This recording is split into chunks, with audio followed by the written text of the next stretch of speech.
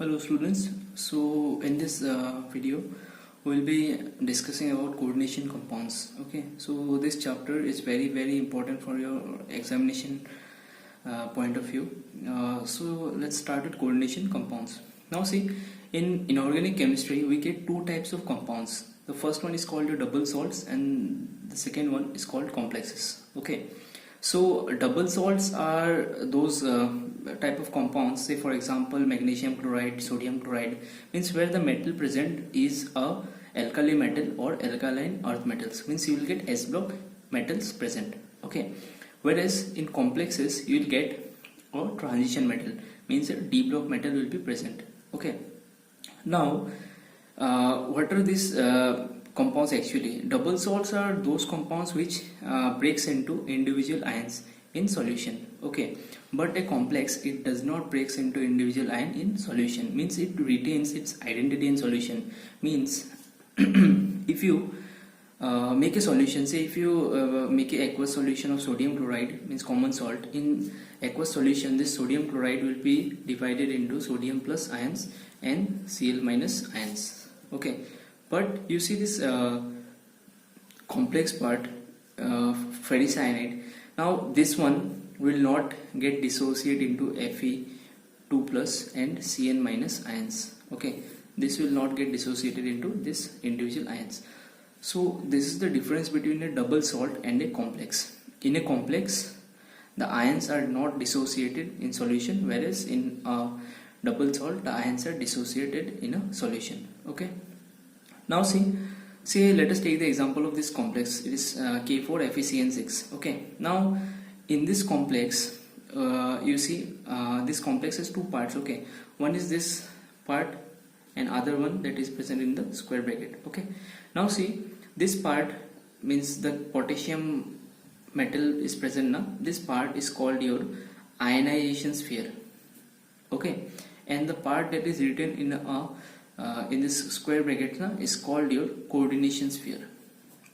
Okay, so a complex, means a coordinate complex, is divided into two parts. One is your ionization sphere, one is your coordination sphere. Okay, means whatever it is written in square brackets now, we will consider as the coordination sphere, and other part means either it is a cationic part or it can be anionic part also, it will be considered as your ionization sphere. Okay, if something is present here, say if this metal is not present and some ions are present, say Cl ions are present, chloride, so that time it will be called anionic part and this one is called cationic. Okay, so in this example you see in this complex we have, if we divide it, we will get 4K plus and if we will get FeCN6 whole to the power 4 minus. Okay, so this part that is present in the square bracket is not dissociated. Okay, so this part is called your complex part. Okay, this is your complex ion, and this one that is dissociated from this compound is called your this one means the ionic part, means cationic part. Okay, so this is, so that's why this one is called your ionization sphere, and the one that is in the square bracket is called your coordination sphere. Okay, now see, inside this coordination sphere we have 6 Cn connected to one Fe. Okay, now this Fe means this iron metal is called your central metal ion. Okay, and the surrounding molecules now, say it can be molecules or atoms also, so surrounding atoms, molecules, these are called your ligands. Okay, these are called your ligands, and you see these ligands, these are nothing but are electron donating species, means ligands are those molecules or those species which are rich in electrons. Okay, so that they can donate one electron pair to form a coordinate bond with this metal. Okay, so that's why this type of compounds means are called coordinate complexes.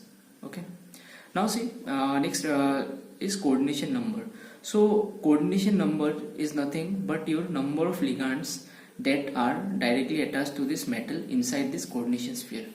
Okay, so in this complex you see we have 6 ligands that are directly bonded with the metal, okay, inside the coordination sphere. So for this one the coordination number will be equal to 6.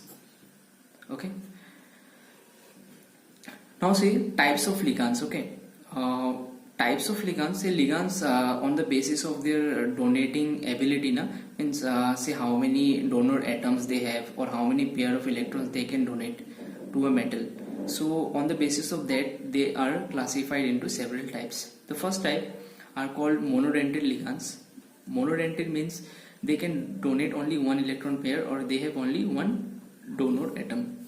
Okay, so you will get F minus, Cl minus, Br minus means all the halogen halide ions and NH2, Cn, nitrate, all these things which can donate one electron pair means which have only one donor atom are called your monodentate ligands. Okay.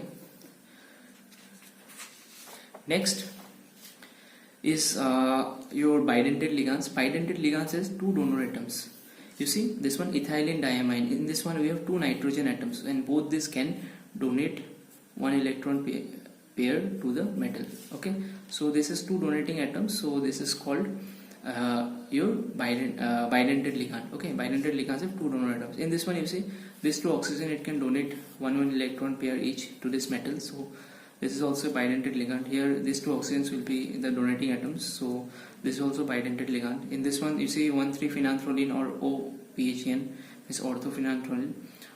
In this one you have two nitrogen atoms, okay, and both nitrogen has one lone pair, so they can donate electrons to the metal.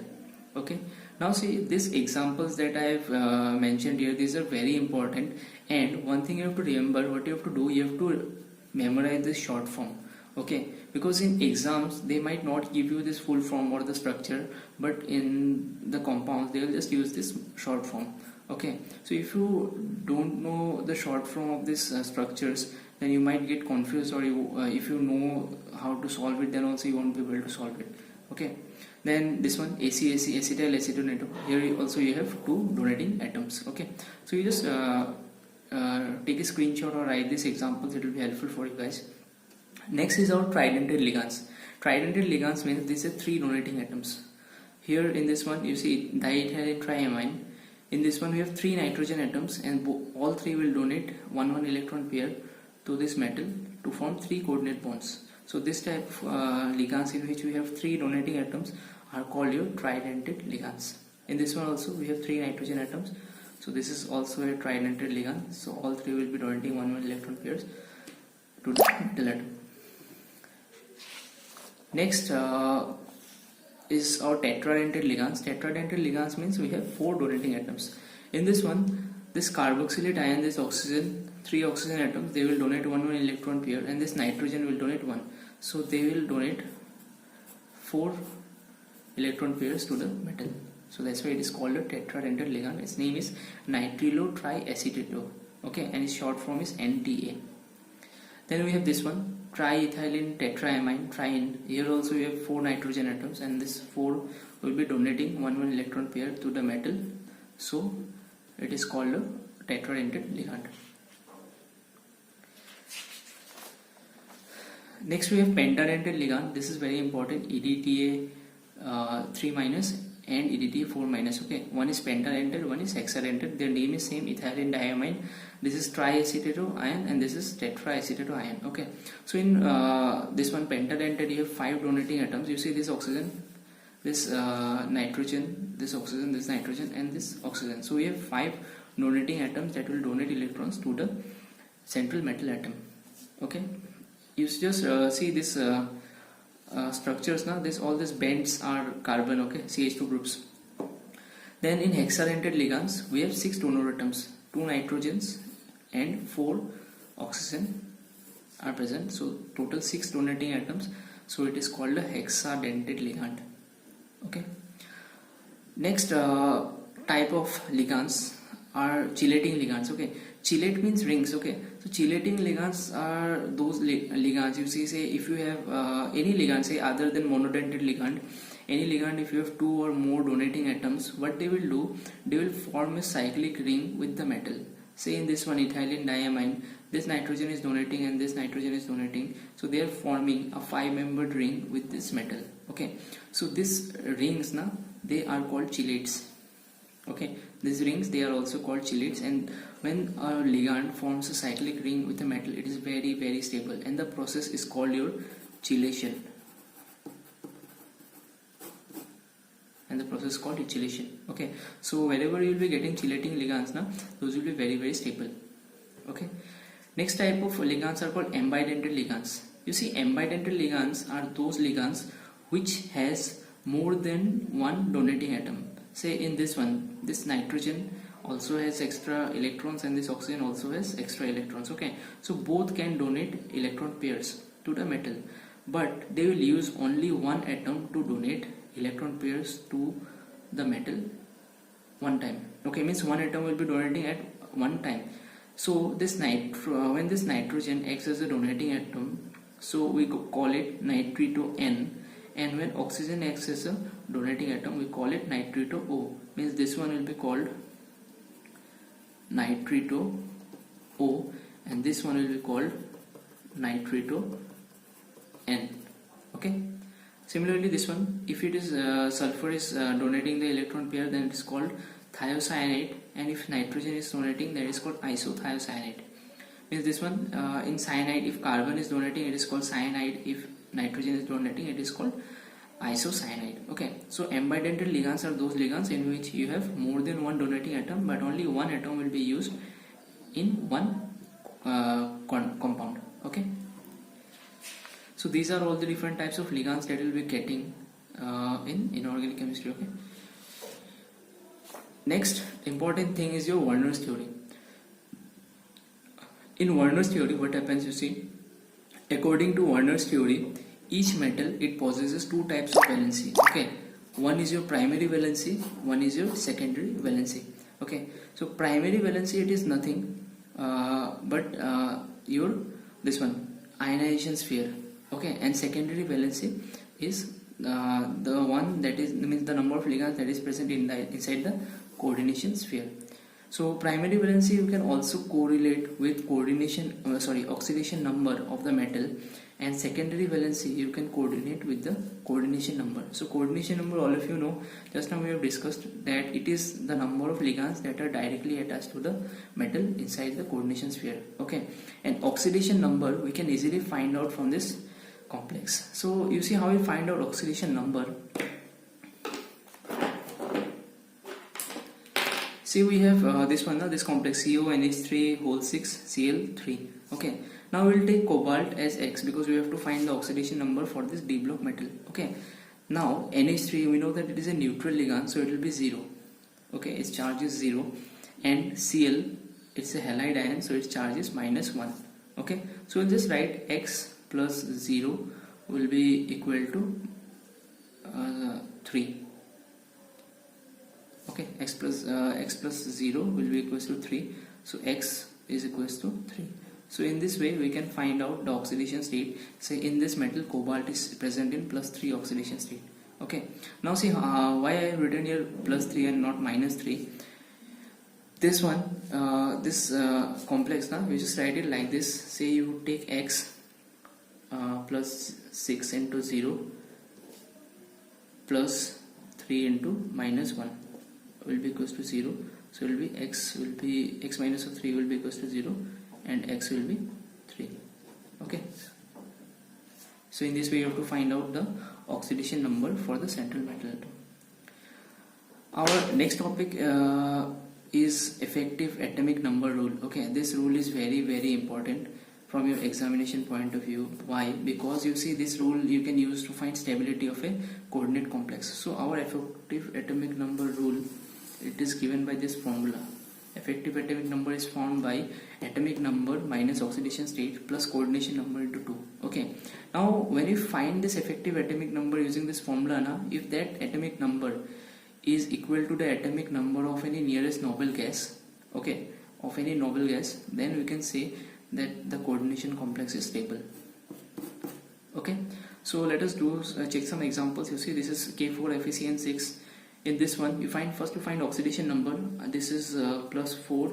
This is X. This is -1 into 6 is equals to -6. Okay, so we will get +2 oxidation state. Means iron is in +2 oxidation state. Okay, and coordination number, you see inside this coordination sphere we have 6 ligands that is directly attached to this metal. So it is 6. So you see what we will do. Atomic number of iron is 26 minus oxidation state is plus 2, so 26 minus 2 plus of, we have coordination number into 2, that is 6 into 2 is 12. So if you solve it, you will get 36, and 36 is the atomic number for krypton. Okay, now since this is a noble gas, means this atomic number that we are getting, it is the atomic number of a noble gas. That means this complex is very, very stable. Okay, so if you take this example, copper ammonia, copper tetraammonia, copper to sulfate, in this one you see this is 0, this is X, sulfate is minus 2, so copper is in plus 2 oxidation state. Okay, so since copper is in plus 2 oxidation state, so atomic number for copper is 29 minus 2, and you see coordination number, you have 4 ligands, so coordination number is 4. So if you sum up all these things, you will get 35, and 35 is the not is not the atomic number for any noble gas. So this is unstable, means this complex is unstable. Okay, similarly you just try these examples. This is also same. This one is 86, means radon, so it is stable.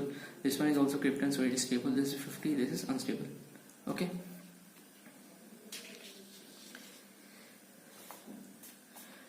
next let us discuss the IPC nomenclature of the coordination compounds. So in coordination compounds, we see we have to write their name according to the IPC nomenclature. So we have to just follow the rules. What we will do in textbook, you will get some different rules. These rules are just easier, so I have given you this one. So first rule, always start naming any compound or complex from left to right. Okay, means from left side you start to right side. You can get means any complex, it has two parts. One is the cationic part, means the left part is called the cationic part, and the right side one is called the anionic part. Okay, means which is minus charge and plus charge respectively. So the cationic part is named first, then we give a space, and then the anionic part is written. Okay, next step, you see what we'll do, you write the ligands in alphabetical order. Okay, first we'll write the cationic part, means for this one, this is potassium. Okay, so first we'll write the name of the metal that is present in the cationic part, potassium, and then we'll give a space. Okay, and then when you will write this name for this anionic part, now what we will do, first you have to find the oxidation number of the metal, because oxidation number is very, very important for writing IPC nomenclature of coordination compounds. Okay, so in this one, first we will write the name of the ligands that are attached to the D block metal, and we will use prefixes such as di, tri, tetra for the number of ligands that is present. Okay, here we have 6 ligands, 6 cyanide ligands, so we will write hexacyano. Okay, first we will write the name of the ligands, hexacyano, and then for iron we write ferrate. Okay, followed by the oxidation number. In this one you see potassium oxidation state is +1, so for potassium we have +4, and iron we have taken as X, and Cn has -1 charge, so 6 Cn, so 6 into -1, so we will get +2 oxidation state. So oxidation number of the D block metal we have to write in brackets. Okay, one very important thing is that you see, if this D block metal is present in the cationic part, okay, then what we will do, we will just write the name of the metal, means iron will be written as iron only. Okay, it will be iron.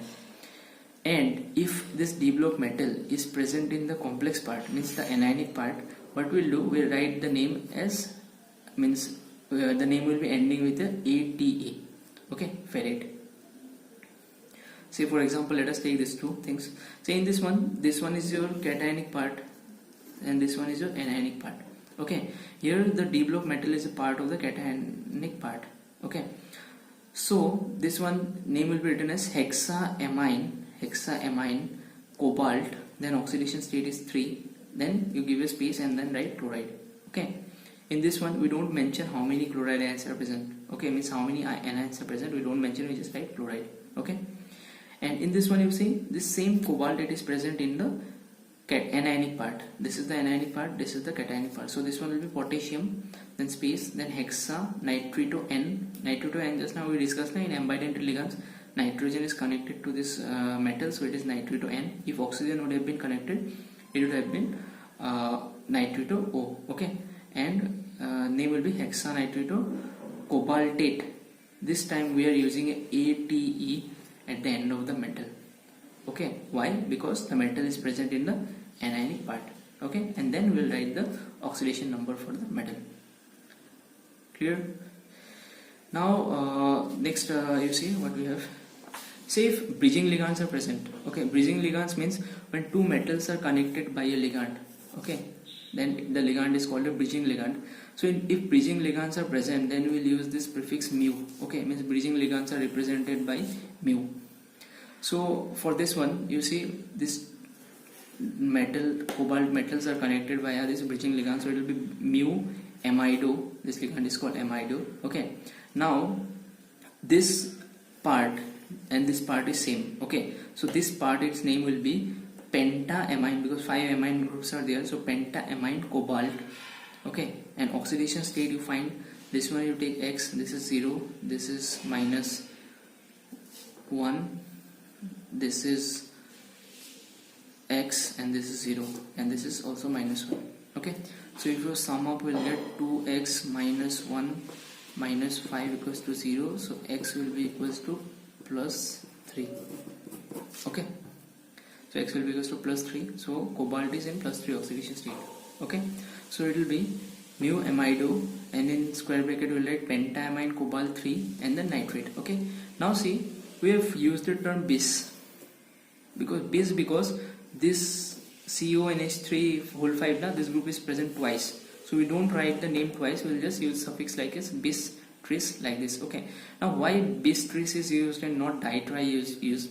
Because you see in this name na, inside the square bracket we have already used penta. Okay, means if already di, tri, tetra, penta, these things are used in the bracket now, inside the bracket, then outside the bracket we'll write as bis, tris, all these things we'll be using. Okay, we cannot use di, tri again, means 2 times you cannot use the same parenthesis, means same prefixes. Okay, next type of compounds are where water of crystallization is present. Okay, now see in this coordination compound we have water of crystallization present in this. Okay, so water of crystallization means when you will have complex plus you will have some amount of water that is mentioned. Okay, everything will be same, nomenclature will also be same, just what you have to do, you have to write the number of water molecules that are present at the end.